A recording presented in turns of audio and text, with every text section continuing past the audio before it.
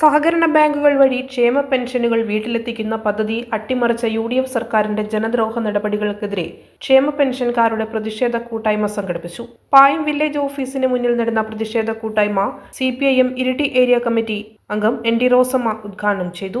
നമുക്കിനി നാഷണലൈസ്ഡ് ബാങ്കുകളിലൂടെ കിട്ടുകയുള്ളൂ എന്ന നിലയിലേക്കുള്ള തീരുമാനമെടുക്കുന്ന സംസ്ഥാന ഗവൺമെന്റ് നമ്മളെ ദ്രോഹിക്കുന്ന നിലപാട് സ്വീകരിക്കുന്നതിനെതിരായിട്ടാണ് ഇത്തരമൊരു കൂട്ടായ്മ സംഘടിപ്പിച്ചിട്ടുള്ളത്.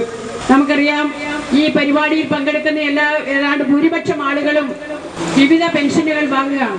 ആ പെൻഷനുകൾ തൻ്റെ ഒരു മാസത്തെ ജീവിതത്തിന് വേണ്ടിയിട്ട് വളരെ തുച്ഛമായ തുകയാണെങ്കിലും അത് ഉപയോഗപ്പെടുത്തിക്കൊണ്ട് മുമ്പോട്ട് പോകുന്ന ഈ സാഹചര്യത്തിലാണ് നമുക്ക് പല ആളുകൾക്കും ഈ പെൻഷൻ നഷ്ടപ്പെടാൻ വേണ്ടി പോകുന്നു എന്ന നിലയിലേക്കുള്ള തീരുമാനം സംസ്ഥാന ഗവൺമെന്റ് എടുത്തിട്ടുള്ളത്.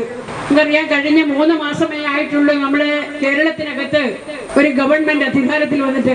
കഴിഞ്ഞ ആ 3 വർഷക്കാലം 3 മാസക്കാലം എന്ന് പറയുന്നത് നമ്മളെ സംബന്ധിച്ച് വലിയ പ്രയാസമുണ്ടാക്കുന്ന നിലയിലുള്ള തീരുമാനങ്ങളാണ് ഓരോന്നും എടുത്തുകൊണ്ടിരിക്കുന്നത് എന്ന് നമുക്ക് കാണാൻ വേണ്ടി സാധിക്കും. അത് ക്ഷേമ പെൻഷന്റെ കാര്യത്തിലായാലും, തൊഴിലുറപ്പ് പദ്ധതിയിലായാലും, വിദ്യാഭ്യാസ മേഖലയിലായാലും, ആരോഗ്യ മേഖലയിലായാലും, എല്ലാ മേഖലയിലും നടത്തിക്കൊണ്ടിരിക്കുന്ന പ്രവർത്തനം എടുത്ത് പരിശോധിച്ചാൽ നമുക്ക് കാണാൻ വേണ്ടി സാധിക്കും. CPM ഇരിട്ടി ഏരിയ കമ്മിറ്റി അംഗം M സുമേഷ് സ്വാഗതം പറഞ്ഞ പരിപാടിയിൽ CPIM പായം ലോക്കൽ സെക്രട്ടറി P സാജിദ് അധ്യക്ഷനായി. പഞ്ചായത്ത് അംഗങ്ങളായ പവിത്രൻ പായം, KV രാധാകൃഷ്ണൻ മാസ്റ്റർ, ബാബു കാറ്റാടി, Sujisha Prasad, Chitralekha MM, V Savitri, P Rajani, Chandu വൈദ്യർ തുടങ്ങിയവർ സംസാരിച്ചു.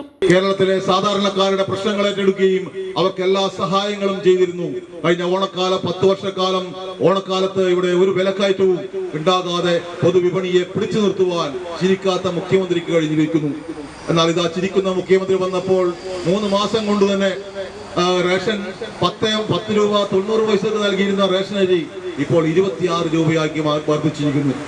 നേരത്തെ പഞ്ചസാര 30-32 രൂപക്ക് നമുക്ക് ലഭിച്ചിരുന്നുവെങ്കിൽ ഇന്ന് പൊതുവിപണിയിൽ 54 രൂപക്കാണ് ലഭിച്ചുകൊണ്ടിരിക്കുന്നത്. കേരളത്തിലെ മിക്കവാറും പൊതു ഇടങ്ങളിൽ, പൊതുസ്ഥാപനങ്ങളിൽ, കച്ചവട സ്ഥാപനങ്ങളിൽ ഈ ഓണക്കാലത്തെ എല്ലാ സാധനങ്ങൾക്കും വില വർദ്ധിച്ചിരിക്കുന്നു.